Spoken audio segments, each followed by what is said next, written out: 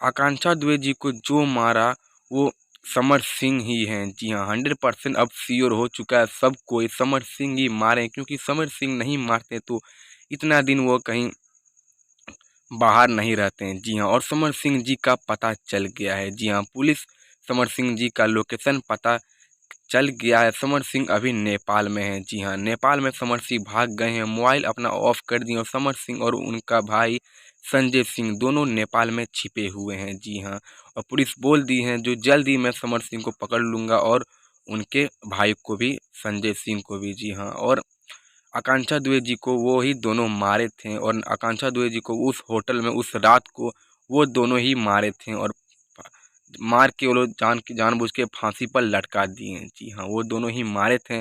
तो देखिए पुलिस क्या करेगी, वो दोनों को फांसी होगी या सज़ा होगा। तो ये वीडियो आपको कैसे लगा कमेंट कर ज़रूर बताइएगा और प्लीज़ आकांक्षा दुबे जी का आत्मा को शांति मिले, आप लोग प्लीज़ गॉड से प्रे जरूर कीजिएगा।